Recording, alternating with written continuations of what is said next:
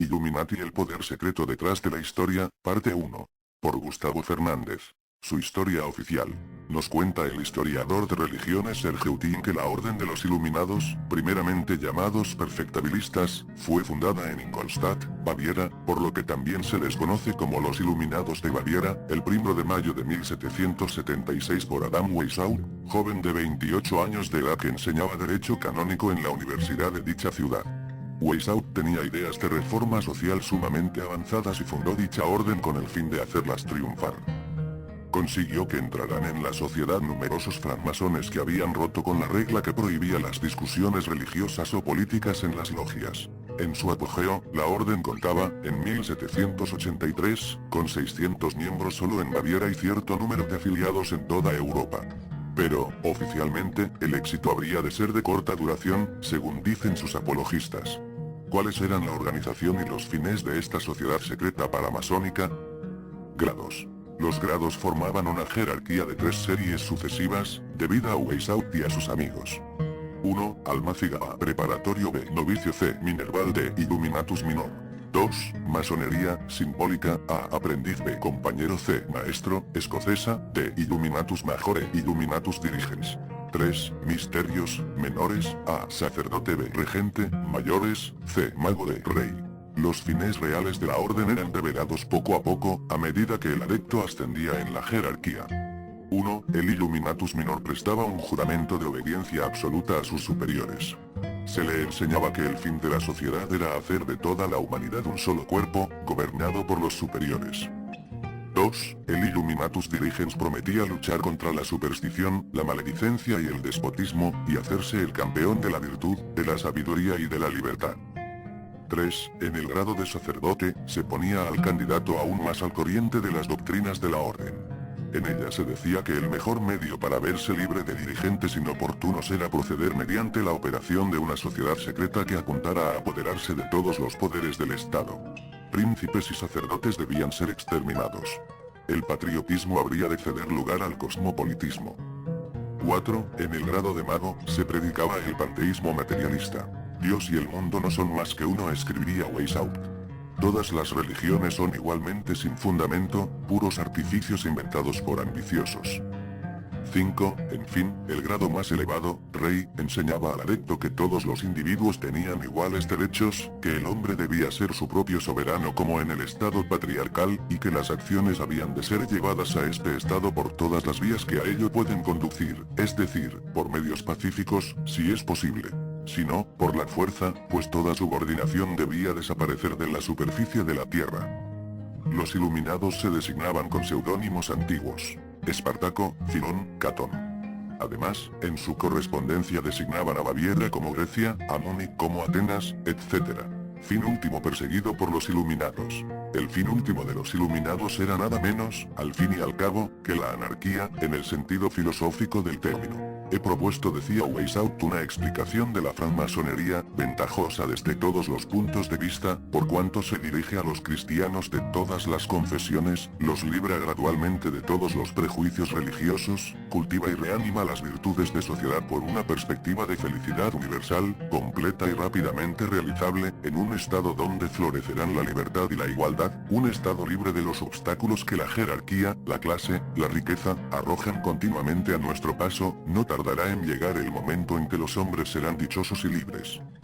Anotemos, al pasar, que ciertos historiadores han atribuido a la francmasonería propiamente dicha los propósitos de los iluminados que, al contrario, trataban de confiscar la institución en provecho propio. Así, B. Fabre escribe en un iniciado de las Sociedades Secretas Superiores, París, 1913, para caracterizar la finalidad de los masones: nada de autoridad, así pues, nada de gobierno. Nada de leyes, de modo que nada de legislador. Nada de familia. Nada de sociedad. No más nacionalidades. No más fronteras, no más patrias. Disolución de la orden.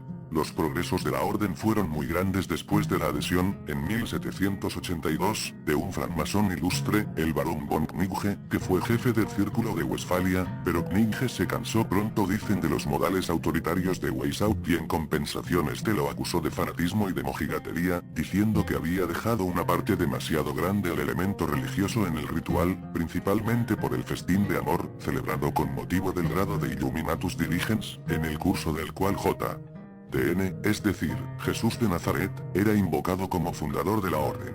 Por último, el barón se retiró de la sociedad, que en ese momento estaba seriamente amenazada. Ya en 1787 el elector de Baviera había ordenado una investigación sobre esa orden cuyos designios revolucionarios comenzaban a conocerse. Después de la defección de Knigge, 4 afiliados, alarmados, se asustaron y fueron a revelar todo al elector, declarando que la orden abjuraba del cristianismo, que se entregaba a placeres epicúreos, justificaba el suicidio, repudiaba el patriotismo y la lealtad como prejuicios de espíritus estrechos, condenaba la propiedad privada, permitía que se hiciera el mal cuando de él había de salir un bien, y en fin, colocaba los intereses de la orden por encima de toda otra consideración. En 1785 quedó oficialmente, solo oficialmente, disuelta.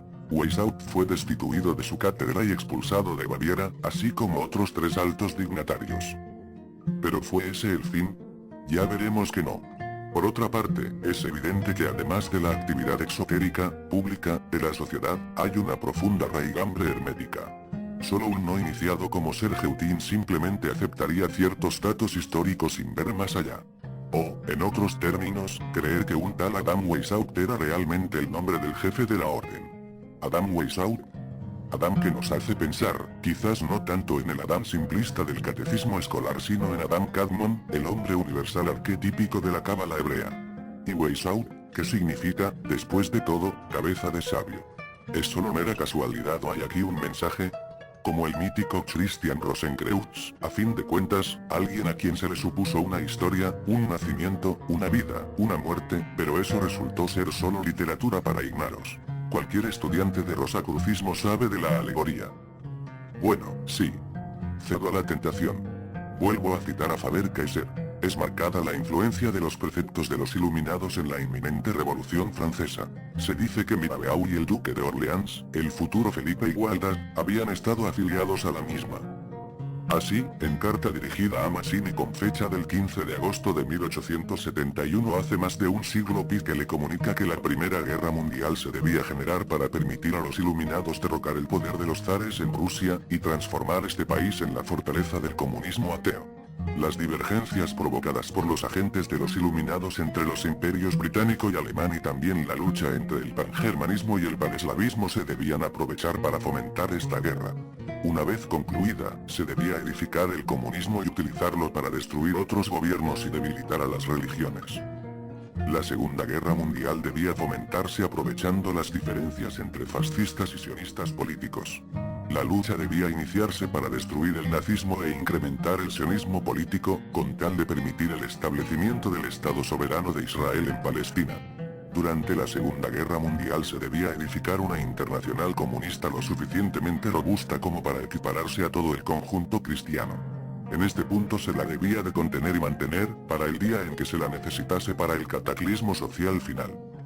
La Tercera Guerra Mundial se debe de fomentar aprovechando las diferencias promovidas por los agentes de los iluminados entre el sionismo político y los dirigentes del mundo musulmán. La guerra debe de orientarse de forma tal que el Islam y el sionismo político se destruyan mutuamente, mientras que otras naciones se verán obligadas a entrar en la lucha, hasta el punto de agotarse física, mental, espiritual y económicamente. Desandemos este sendero.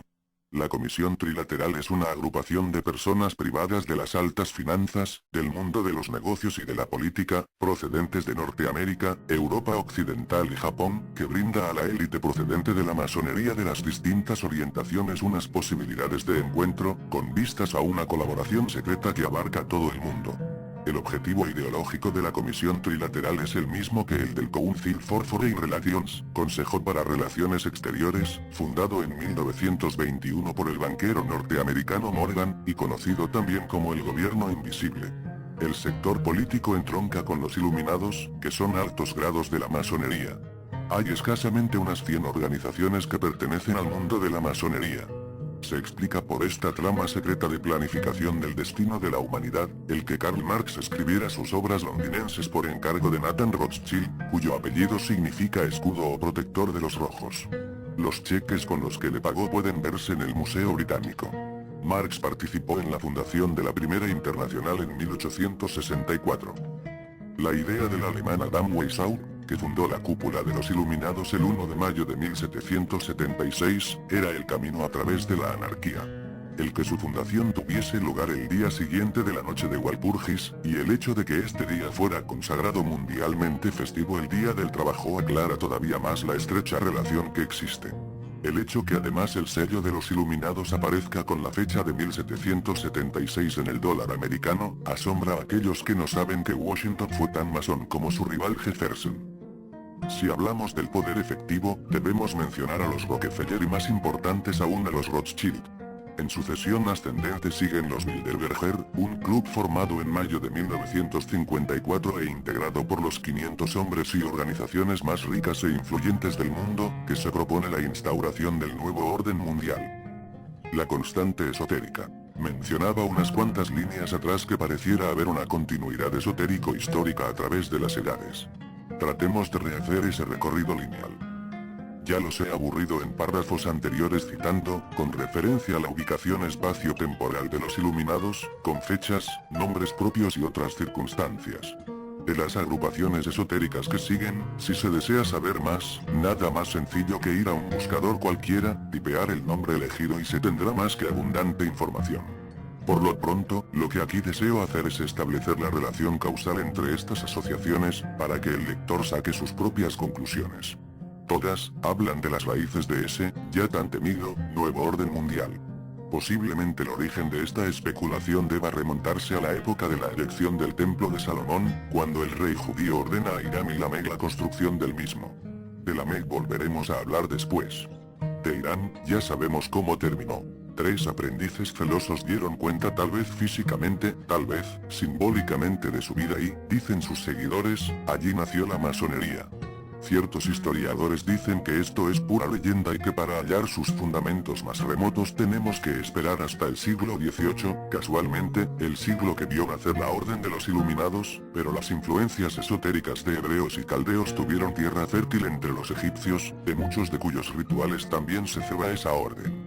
Templarios y, siglos después, Rosacruces se dicen herederos si unos primeros que los otros, es ahora una discusión bizantina. Si la masonería es tan remota como se atribuye, los templarios pueden ser sus sucesores. Si no lo es, muchas investigaciones reivindican para aquella la heredad de estos últimos, especialmente estos últimos, que nos hacen recordar el grado de caballero Rosacruz tan caro en ciertas elevadas esferas masónicas. Mientras todo parece apuntar a que los templarios tras su persecución buscaron refugio en su Secretum Templi, América, donde ciertos antropólogos e historiadores los rastrean hasta el Amazonas y tal vez el propio cono sur sudamericano, los Rosacruces inficionaron la Orden de Cristo, en Portugal, la de los Hospitalarios, en Francia, y el llamado Colegio Invisible en Gran Bretaña, docta cofradía de sabios que luego devendría en la Real Sociedad de Ciencias de Gran Bretaña, el cual, por muy científico que pareciera, era sin embargo fuertemente esotérico, como que se hace eco y difunde el primer manifiesto Rosacruz. Recordemos que a esta sociedad perteneció Francis Bacon, genio enciclopédico y presunto autor de las obras de Shakespeare, cuya mansión es llamada por sus allegados el Temple y que sostenía en sus obras que el verdadero poder mundial estaba en manos de quienes él denominaba los 3 superiores desconocidos, líderes de una sociedad conocida como el Templo de Salomón. La Orden de Cristo, a partir del descubrimiento oficial de América, tuvo plena influencia en el devenir político de las nuevas colonias, no solo portuguesas, como lo prueba la Constitución en tierras americanas de la Logia de San Juan, a la que perteneciera Benjamin Franklin, creador del gran sello característico de los billetes de dólar, y factotum de la libertad de Estados Unidos en 1776, casual o causalmente, el mismo año en que queda constituida en Europa la Orden de los Iluminados. A Franklin, está claro, lo acompañaron 56 firmantes de la Constitución, de los cuales 53 eran masones. Mientras tanto, en Europa, la Orden de los Iluminados tenía enorme influencia en Francia y en la Revolución, tanta como en la misma y en el modelo librepensador heredado después tendrían Danton y Lafayette quienes, como sabrán, venían de hacer algo parecido en América. Los iluminados y la Revolución Francesa despertaron honda pasión en Italia y la constitución de los Carbonarios, a la que pertenecieron el ya mencionado Mazzini y Garibaldi quien, reanunciando quizás a sus remotos descendientes espirituales, se encargó de dejar unas cuantas cuentas pendientes en Argentina. Al frente de buques ingleses y franceses, allá por 1845 violentó nuestra soberanía fluvial, bombardeó, saqueó e incendió varias ciudades argentinas y uruguayas Gualeguaychú, Paysandú y Salto, entre otras, y a ellos se sumó también el general sudista norteamericano A. Pique, reconocida autoridad también de la masonería escocesa. Masón Pique, masón Lincoln. Masones contra masones. Pero, ¿acaso no es una táctica obvia que quienes se manejan en los cenáculos del poder aparentan enfrentamientos para sellar alianzas ocultas? Otra vez, recuerden, Bush Bin Laden.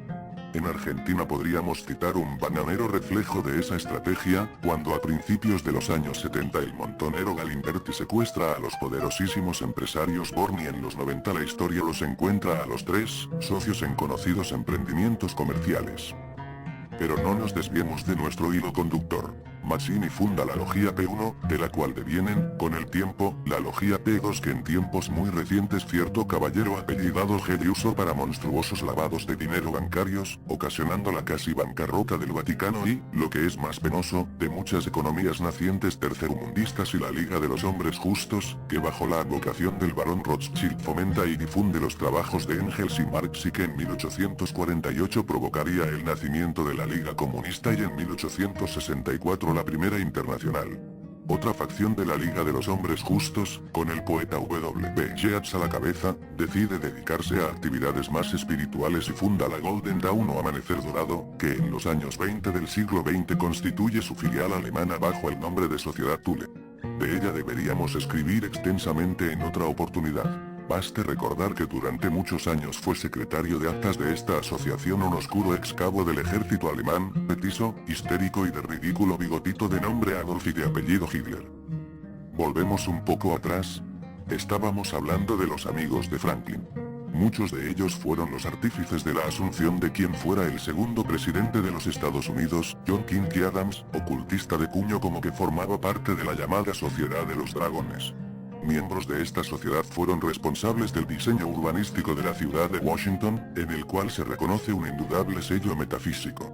Y a la misma sociedad perteneció Abraham Lincoln, confeso ocultista y espiritista, cuyo pensamiento siempre influyó y no precisamente por sus ideales libertarios de la esclavitud en otro presidente, grado 33 de la masonería, llamado Franklin D. Roosevelt. Sí, el mismo que internacionalizó el concepto del New Deal en palabras y etapas en un todo identificables en las propuestas escritas por los iluminados de Baviera. En el diseño urbanístico de la ciudad de Washington se reconoce un indudable sello metafísico. No queremos contemplar el universo mirándonos el ombligo. No queremos creer que el triste, perdido terruño donde uno nació es Tepito de Enúa. Pero, ¿recuerdan a Lamec? Tras la construcción del templo de Salomón partió con las tribus perdidas de Israel. Ustedes ya saben que muchos suponen que con rumbo a América. El ya citado Jacques de Maillet y el nunca hallado Sir Fawcett los supusieron en la Amazonia o más al sur también. Hay huellas extrañamente templarias en el centro de Argentina y en la Patagonia, dicen quienes saben de esto más que uno.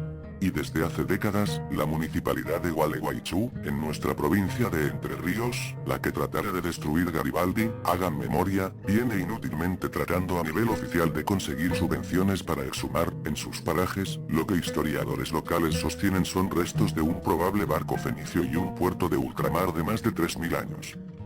Fenicios en América. De Maillet y Fawcett ya habían especulado sobre ello, y no conocieron Gualeguaychú ni a las sucesivas autoridades de esta hermosa y pujante ciudad que no entienden por qué el CONICET, Consejo Nacional de Investigaciones Científicas y Técnicas, el organismo gubernamental que regula, beca y supervisa los trabajos científicos considerados de interés nacional, ha negado sistemáticamente hasta ahora hacer prospecciones, argumentando que se trata de una insensatez, pero refutando desde la comodidad de sillones y oficinas pues nunca se dignaron siquiera echar una mirada a las evidencias reunidas provisoriamente por los investigadores locales, claro, pobres hombres de provincia. No sé si hubo fenicios en América y mucho menos si los hubo en Argentina. Sí sé, como todo aplicado estudiante de mi geografía, que el sur de la provincia que habito fue un gran mar primigenio y su ondulada geografía habla de actividad orogénica muy reciente, muy diferente del resto de la región. A no gran distancia de donde escribo estas líneas, hace unos años se encontró un esqueleto parcialmente fosilizado de una ballena y, remontándonos mucho más atrás en el tiempo, yo mismo he encontrado desde antiquísimos trilobites y amonites hasta aún calcáreos restos de conchas marinas en colinas circundantes. Pero como no lo sé, no puedo afirmarlo ni negarlo. Solo que cabe la posibilidad. Joseph Stalin, Franklin Delano Roosevelt y Winston Churchill. En fin. De esto escribiré en otra ocasión. Ahora lo que captura mi atención es esa especie de continuidad solapada desde los tiempos de Salomón hasta los actuales, ya que luego de Roosevelt toda otra asociación, incluidos los Bush, el Club Bilderberg, etc., pueden leerla en los artículos de AFR, monotemáticos del 82 al 87. Permítanme, sin embargo, citar palabras del respetado Eliseo Bayo. El final wagneriano del Este, tal como se ha producido, es el resultado, en lo esencial, de una conspiración largamente planeada para destruir los estados-nación, detener el crecimiento de las poblaciones, parar el crecimiento industrial y tecnológico, balcanizar las regiones, volver a un orden feudal y caminar hacia el gobierno mundial. Este vasto programa se puede encontrar reflejado al pie de la letra en los proyectos secretos de las sociedades de iluminados que impulsaron los movimientos extremistas del pasado y del presente siglo, en la correspondencia de Lord Palmerston y de los banqueros suizos que crearon, entre otras, las figuras de Marx, Mazzini, Bakunin, Garibaldi y Hegel, como antes habían animado las de Voltaire, Robespierre, Danton y Madame de Staël. Así lo reveló en su tiempo N.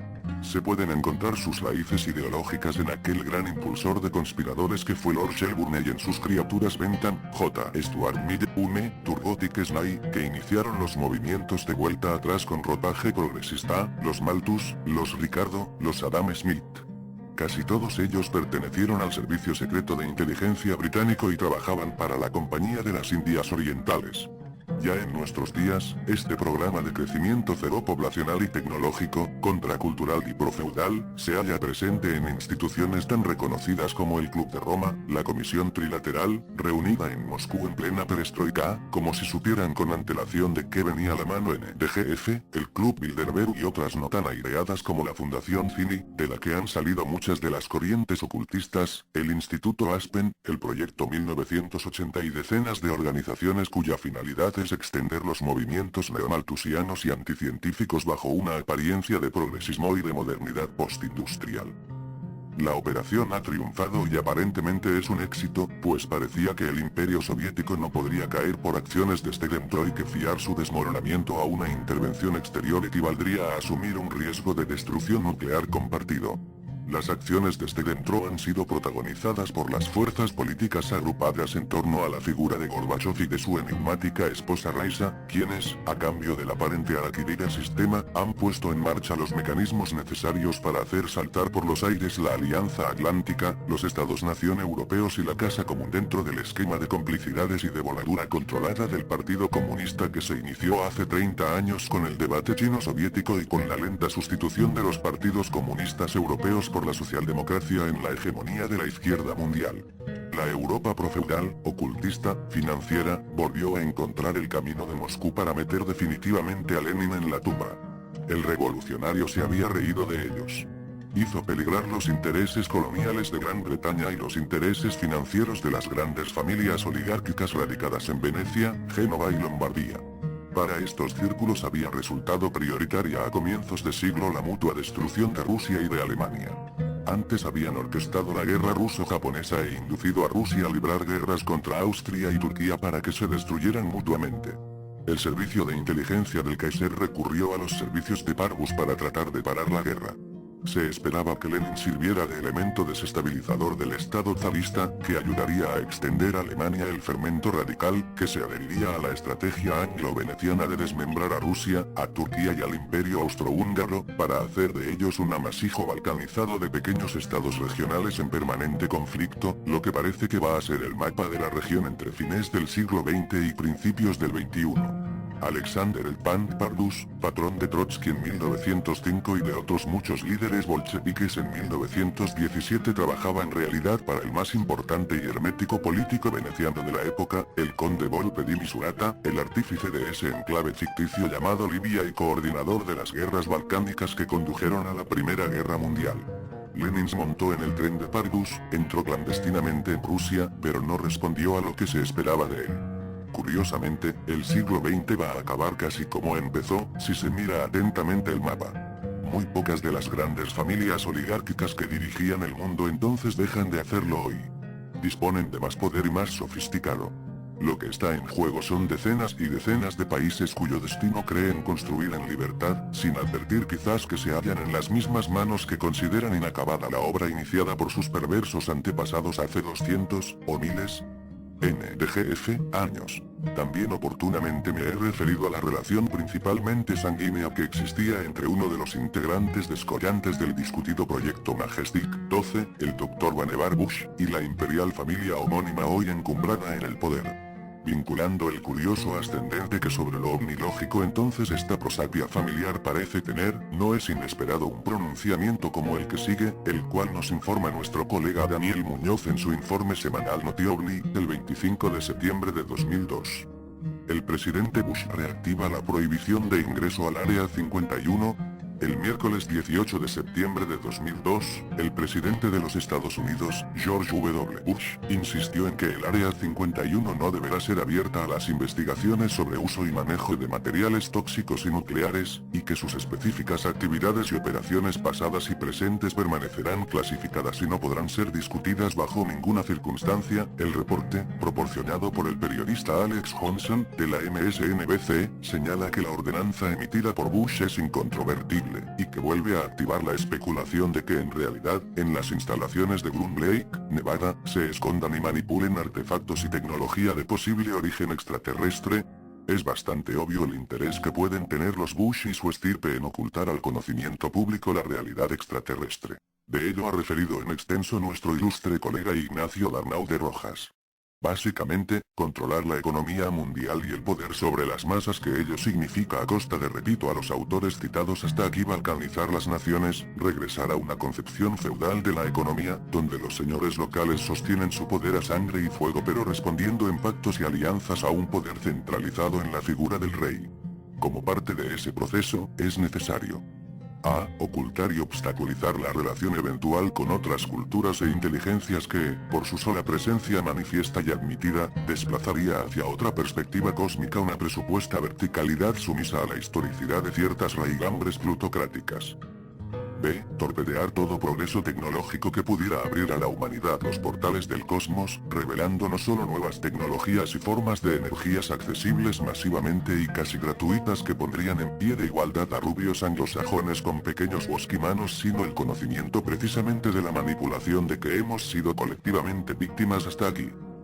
C. Crear un específico paradigma de cómo debe evolucionar el intelecto de las futuras generaciones, alejándolas de toda revelación metafísica y trascendente que podría peligrosamente dar alas a los sueños de libertad, mediante un rígido canon de academias científicas y modos políticamente correctos de ascender en la pirámide social con sus prebendas. En este proceso manipulador, déjenme decirlo de una vez y claramente, son idiotas útiles dos castas contemporáneas claramente identificables. La de los racionalistas escépticos, esos contradictorios fanáticos de la razón que aglutinados en entidades como la ARP española o el Psicop no solo son verdaderos torquemada del libre pensamiento, sino, los intuyo, ignorantes peones en un ajedrez que los premia con migajas de atención mediática y ofrendas del limosnero institucional, sintiéndose preclaros fiscales de la conciencia ajena, sin ser más que agentes involuntarios e inconscientes de un gran plan que serían intelectualmente incapaces de aprehender en su verdadera dimensión. En segundo lugar, cierta prensa, caracterizada por su inclinación socialdemócrata o simplemente petulantes psicobolches de café, maridaje extraño de altas dosis de discurso teórico de izquierdas con el más rancio freudianismo, no sé si existe el neologismo, pero de no existir, habría que inventarlo. Se los llama también progres, y con cierta suficiencia fukuyámica digitan qué temas y lo que es peor, qué pareceres son serios, dignos de su atención y de recursos aplicados, y cuáles no. Prescott Bush ya en 1918 integraba la logía estudiantil Calavera y Huesos. En honor a su sociedad, y respondiendo a un desafío de sus condiscípulos universitarios, supo invadir un cementerio apache y robar el cráneo del legendario cacique Jerónimo. Comenzada la Segunda Guerra Mundial, Prescott, socio de una compañía de petróleo en Texas, fue severamente sancionado por el gobierno por haber hecho tratos secretos con la nazi Luftwaffe. Experto en vericuetos legales, supo no solo escapar a todo escarnio sino también supo acercarse a los hombres del poder que habían sido sus correligionarios en Calavera y Huesos. Tornóse íntimo de los hermanos Allen y John Fuller Dulles. Este último dirigía la CIA cuando el asesinato de John Kennedy, en tiempos en que asaltado por vaya a saberse qué remordimientos insistió ante Bush a devolver el cráneo de Jerónimo, cosa a que Prescott accedió. No pasó mucho tiempo para que los descendientes de los bravos indígenas descubrieran que el cráneo era falso. La amistad con Dulles garantizó que el hijo mayor de Prescott, George H., ejecutivo de la industria petrolera, pudiera acceder a un empleo como agente de la CIA. George se destacó pronto al punto de, en 1961, coordinar la invasión de Bahía de los Cochinos, en Cuba, intentando derrocar al régimen impuesto por los otrora guerrilleros de Sierra Maestra. Fiel a sus raíces tejanas, George mismo bautizó a las embarcaciones que llevaron a los mercenarios hasta la isla de Fidel como Zapata, nombre de una de sus concesiones petroleras, Bárbara, su mujer, y Houston, su centro de operaciones. La invasión fracasó, 1.500 mercenarios fueron presos y más tarde liberados a cambio de $10 millones en alimento y medicamentos para niños. Pese a la derrota, en 1976 George alcanza el cargo de director de la CIA. Apenado por el desempeño de su primogénito como 007, a estas alturas Prescott se consolaba con el éxito en los negocios petroleros. Y aplaudió la amplitud de visión de su hijo cuando George, a mediados de los años 60, se hizo amigo de un emprendedor árabe que viajaba con frecuencia a Texas, introduciéndolo a unos pocos de la sociedad local, Muhammad Bin Laden. En 1968, al sobrevolar los pozos de petróleo de Bush, Bin Laden murió en un accidente aéreo en Texas. No importaba. Los lazos de amistad entre las familias ya se habían consolidado. Eran tiempos en que George Bush andaba más preocupado por las pésimas calificaciones escolares de su hijo homónimo que por la muerte de sus amigos. Arreciaba la guerra de Vietnam, y para evitar que el hijo fuera convocado, George trató de alistarlo en la Fuerza Aérea de la Guardia Nacional. Pero la bebida, mientras tanto, impedía que el nieto de Prescott tuviera chance de llegar a ser un buen piloto. Papá George lo incentivó, entonces, a fundar a principios de los 70 su propia empresa petrolera, la Arbusto, DUS, se dice en inglés, Energy. Gracias a los contactos internacionales que el padre mantenía desde los tiempos de la CIA, George hijo buscó las inversiones de Khaled bin Mahfouz y Salem bin Laden, este último el mayor de los 52 hijos dejados por el fallecido Muhammad. Mahfouz era banquero de la familia real saudita y casado con una de las hermanas de Salem. Esos vínculos familiares permitieron que Mahfouz llegase a presidente de Knesset Relief, una ONG árabe en la cual trabajaba uno de los hermanos de Salem, Osama. Al tiempo, Arbusto llamó a convocatoria de acreedores y renació con el nombre de Bush Exploration y, más tarde, Spectrum 7. Tales mudanzas fueron suficientes para impedir que la bancarrota amenazara al joven George W. Bush. Salem bin Laden, fiel a los lazos de familia, fue en socorro de su amigo, comprando $600,000 en acciones de Erken Energy, que asumió el control de Spectrum 7. Y firmó un contrato de importación de petróleo por un valor de $120,000 anuales. Las cosas mejoraron para el nieto del viejo Prescott, que logró embolsar $1 millón y obtuvo un contrato con el Emirato de Bahrein, el cual dejó a eso mordiendo el polvo. En diciembre de 1979, George H. Bush viajó a París para un encuentro entre republicanos y partidarios moderados de Khomeini, en el cual se trató la liberación de los 64 rehenes norteamericanos secuestrados en noviembre en la Embajada de los Estados Unidos en Teherán.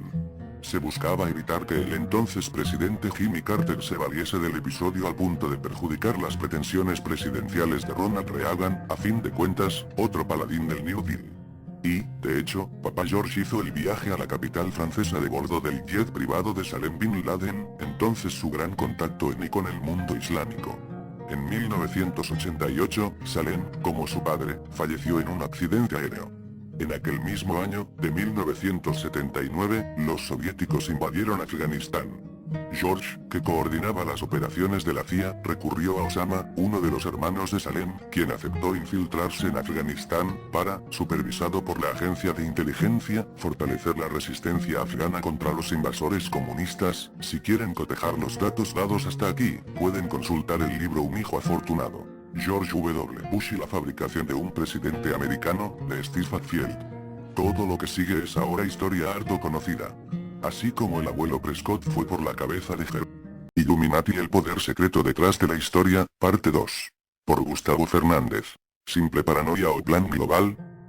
Por definición es imposible tener siquiera, hoy por hoy, una perspectiva completa y correcta de las estrategias de los iluminados. Sin embargo, podemos inferir que ciertos hechos aparentemente inconexos entre sí guardan empero una estrecha relación, en orden de condicionar el giro. Tal vez sea exagerado hablar aquí de evolución, de nuestra civilización tras sus objetivos. Estos hechos serían: la metódica y planificada pauperización de ciertos países tercermundistas con el objetivo de lograr el control territorial de los mismos. La aparición y subsecuente expansión del SIDA. La programación mental de aquella parte de la población mundial culturalmente activa, encolumnándola tras un paradigma donde lo correcto y aceptado en términos intelectuales es, paradójicamente, lo más alejado posible de una verdadera espiritualidad. Una simple digresión antes de pasar a ello. Estas consideraciones me supondrán qué duda cabe el mote de conspiranoico, con que se ha abusado hasta el hartazgo para definir a quienes creen ver o constatar ciertos complots globalizados en marcha. Precisamente, el solo triunfo actual de la así llamada globalización no tenía tan errados a estos pioneros que más de 100 años atrás ya advertían la aproximación de un gobierno mundial que bajo la mascarada de progreso tecnológico y humanitario en realidad solo tendía a la centralización de las estructuras económicas de poder. Pero no es de eso que estamos hablando ahora. Simplemente, quisiera acotar que en cierto modo me resulta halagador ese San Benito, pues la experiencia periodística de los últimos años ha demostrado que una palabra destinada a insultar y desmerecer a quien se le endilgare, presintiéndole un delirante paranoide que ve conspiraciones en todas partes, se ha transformado casi en un vocablo aséptico que hoy por hoy simplemente etiqueta más una postura ante la historia oficial que encerrar un juicio de valor a quien lo porte. Pequeñas venganzas semánticas. Analicemos los 3 ítems referidos. El control territorial. Cada uno de los puntos aquí mencionados merecería por sí mismo un extenso artículo. ¿Un artículo? Una decena de ensayos, seguramente. Pero para no aburrir al lector, permítanme llamar su atención solo sobre ciertos hechos puntuales. Por ejemplo, y mirando hacia la falta de cultura democrática. Sin embargo, a ese mismo observador exterior se le debería hacer difícil con la hegemonía hemisférica. Y esto no son delirios trasnochados. Son hechos históricos. Tenemos, sí, una tradición de gobernantes corruptos. La pregunta es, ¿será parte del ser nacional o con que la naces de rescatar este país de las múltiples consecuencias generadas por miridad de esa programación en la que han sido desde siempre cultivados? Lo que firma el petróleo, los servicios públicos, a precios ridículos por obra y gracia de gobernantes solo eficientes en contagiar a las masas del clima festivo que la misma dilapidación de esas monedas podía generar por un tiempo. Luego, cuando nada quede por vender, la tierra misma. En la Patagonia, por caso, los así llamados cielos continentales Patagoltura y el pasatismo, convencer maquiavélicamente a los sectores intelectualmente capaces de irse a ejercer sus neuronas lo más lejos posible, sumir a la nación en el caos económico y comprar a terratenientes ahogados en sus deudas grandes latifundios a precios irrisorios. ¿Qué mejor, partadas? Cito a la periodista Estella Cayoni, año 2004. La posibilidad de que las fronteras después de los atentados del 11 de septiembre del 2001 sirviendo como anillo al dedo para avanzar en el esquema de guerra de baja intensidad, diseñada para controlar los previsibles conflictos que agitarían a América Latina, bajo la impulsarización de su vida pública, usando como escudo la movilización mundial contra el terrorismo que lidera Estados Unidos. El comienzo de otro siniestro plan. Una serie de maniobras y operaciones en distintos países sentaron las bases para los nuevos movimientos, como los que se unieron para actuar en una intervención a Colombia, donde las guerrillas fueron calificadas por Washington como el mal terrorista que hay que eliminar. La guerra contra el terrorismo y la política estadounidense en Colombia. En el Comando Sur continuó nosotros 994, atribuidos a Hezbollah. Según Speer, recientemente grupos de Brasil y Paraguay sirve como base de soporte para grupos radicales islámicos como Hezbollah, Hamas y Al-Jamaat al-Islamiyah. Todo esto cambió el escenario en el sur. Por primera vez en 132 años las Fuerzas Armadas brasileñas discuten un documento donde ya no se considera la Argentina como una hipótesis de conflicto armado para ese país. Brasil trata de llegar a acuerdos dentro del mercado común del sur y establecer sus esfuerzos en la Amazonia. Todo esto está en la región conjuntamente con el avance del terrorismo económico, que no se pliegan tan fácilmente a la maquinaria de una guerra que puede arrastrar al mundo a la caída. Se mencionan los aportes que realiza este conjunto la base naval de Iquitos, en el norte de Perú, donde habría más de medio centenar de asesores estadounidenses con lanchas rápidas como las que patrullan en la zona de Zárate Brazo Largo en el río Paraná. Ya hay acciones de intelectuales, y de un sector de la población que ha comenzado a reaccionar ante la seguridad interna y sus graves consecuencias en desmedro de todos los derechos ganados. Ser gendarme en un mundo Ánica, Sibam, inaugurado a mediados de septiembre por el presidente Fernando Henrique Cardoso, vuelve a ser objeto de escándalos como en 1996, cuando costó el puesto de algunos funcionarios. El sistema, que integra radares, aviones y bases móviles y fijas, fue montado por la cuarta mayor empresa de datos que cubre la selva del Amazonas. Y podrá rastrear cualquier avión que entre en el espacio aéreo brasileño por la extensa frontera seleño. El diario Paulista cita al teniente brigadier Marcos Antonio de Oliveira, hoy jefe del Estado Mayor de la Aeronáutica, como uno de los artífices de ese triunfo.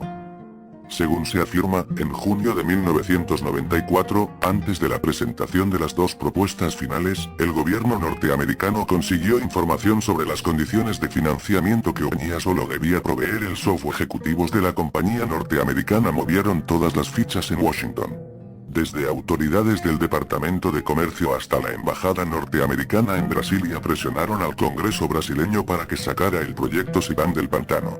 De acuerdo con el diario, el teniente brigadier Oliveira coordinaba el proceso de selección de que haya privilegiado a una empresa o a un gobierno en el proceso de selección. También negó haber prometido a los Estados Unidos que tendrían un acceso privilegiado a la INFEN. Causalmente, la Raytheon fue la intención de crear el parque privado más grande del mundo, con cerca de 300.000 hectáreas. Tras conseguir el reconocimiento de su parque por el gobierno de Chile, ahora que Tompkins está forzando la salida de los pocos colonos que aún viven en esas latitudes. Pero Tompkins no es el único multimillonario extranjero adquiriendo organismos constituidos como sujetos de derecho internacional, quedan sujetas a las leyes de compra de los Estados Unidos, lo que constituye un gran estudiar una mejor forma de mantener su dominio sin la necesidad de la guerra convencional. Para esto, se reunió a 12 de sus mejores científicos, sociólogos y psicólogos en la universidad, manipulados por los intereses norteamericanos. Ya que para nadie es un misterio el que Estados Unidos sea a su vez controlado por la CONSA. En su libro Der Judenstaat, de 1897, Ezl evalúa dos opciones para la ubicación geográfica del Estado de Israel: Palestina y la Patagonia. Asimismo, afirma que en 50 años habrá un Estado judío en Palestina, pero lo que realmente importa es que en 100 años habrá otro plan de dominación mundial. Individuos que no dudan en llevar la carnicería a sus propios compatriotas, por lo menos, a quienes lo son en teoría, que no trepidan en valerse de instituciones preexistentes, han sido vendidas o están en trance de hacerlo a multinacionales. El país de elegidos. Y en consonancia con esto, existe un rosario de hechos sobre los cuales no podemos extendernos aquí, no porque no podamos, sino simplemente porque lo reservamos para una mejor oportunidad. Deberíamos hablar de los experimentos semiclandestinos, semioficiales, que a mediados de los años 90 se realizaron en campos cercanos a la ciudad de Azul, en la provincia de Buenos Aires, por elementos NUM, juntamente con las llevadas a cabo por unos 80 marines en nuestra provincia de Entre Ríos, sobre la cual viento de los norteamericanos, como si los marines no contaran en todo el mundo con miles de lugares de similar tenor para entrenar, y además y extrañamente, a escondidas de las autoridades civiles. Podríamos relatar que durante todos los 90 la misma zona donde podríamos hablar de a fines de este año con una continuidad insólita han de repetirse las operaciones con aporte estadounidense, una monstruosidad jurídica imposible de concebir en cualquier nación que respete su autodeterminación y su dignidad, pero ¿para qué seguir? En el mapa se indica el área donde operaron el fantasma del HIV y el SIDA. Sobre esto no abundaremos en extensión por el mero hecho de no ser suficientemente idóneos para ello. Salvo para hacernos ciertas preguntas, las cuales Una solución malthusiana es la guerra, siempre oportuna, siempre conveniente, siempre redituable. Otra, una enfermedad tan irreversible que aun cuando se conociese una cura, esta estuviera solo al alcance de unos pocos privilegiados económicos. Recomendamos al lector interesado la lectura de 2 artículos ya publicados en nuestra revista electrónica N52, julio/agosto de 1999, y Afren 62, SIDA. Control demográfico, por Patricia Sobrado. Pero podemos profundizar esas reflexiones. ¿Cuántos otros proyectos negros de control mental los del siglo XX, un icono del entretenimiento popular, la televisión? No resisto la tentación de reproducir aquí un largo pero sustancial editorial Taurus bajo traducción de Ana Arias Soler, 1998. Dice Ortega, en La rebelión de las masas, que lo característico del momento es que el alma vulgar, sabiéndose vulgar, tiene el denuedo de afirmar el derecho de la vulgaridad y lo impone donde quiero que no piensa, que ve pero que no entiende. El proceso comienza desde la infancia. La televisión es la primera escuela del negocio, dejando a un lado la función de entretenimiento que la televificado. La imagen no tiene contenido. Democracia es el gobierno de la opinión, y que los medios, especialmente la televisión, son, en gran medida, formadores y transmisores de la misma, entonces la importancia que adquieren como instrumentos de y del poder es enorme. En el mundo del Homo videns no hay más autoridad que la de la pantalla. El individuo solo cree en lo que ve, o en lo que cree ver. Ocupa de las últimas noticias y de las imágenes más escandalosas, margina a otros a defensa o la inteligencia. Donde son los hombres, y no los programas de gobierno ni el respaldo partidista, los que se graban en la mente del elector. La televisión nos propone personas en lugar de discursos, el video líder más que transmitir mensajes es el mensaje. La política, por televisión, requiere de personajes, se fundamenta en la exhibición de rostros. No obstante, ello varía según el sistema político en cuestión. Si el voto es por lista o por candidato, si es en distritos uninominales o plurinominales, si los partidos son débiles o están institucionalizados. Muestra imágenes que conmocionan y encienden pasiones en el televidente, sin que éste tenga que de tomas y cortes que, en definitiva, reducen la complejidad de los hechos y del planeta para hacerlo vídeo interesante. De tal suerte, la televisión se convierte en un agente perverso de la globalización. Mientras que por un lado homogeneiza mediante la explotación de la sensibilidad del público, o debería decirse manos de la televisión, representa serios problemas para la democracia. En lugar de disfrutar de una democracia directa, el demos está dirigido por los medios de comunicación. Estos no son el espejo de la opinión de las. La televisión produce un demos cuyo criterio somete a sí misma. No es una multitud que cree opinión, es un público que la demanda. Y así, se genera un grave problema de autoconsistencia. La referencia del público es la opinión que los medios transmiten, demandar a ese desconocido llamado opinión pública, degenera en un gobierno de los sondeos. Sin embargo, estos no constituyen, de manera alguna, un instrumento del poder de los ciudadanos. Por el contrario, son una expresión del poder de los medios de comunicación sobre el pueblo. La consistencia de las opiniones expresa el pueblo, sino los medios.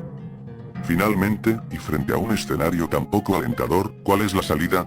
Sartori, bien a bien, no lo sabe. Señala, sin embargo, las respuestas equive más pagadero porque llama más la atención, es más emotivo y no requiere de reflexión profunda.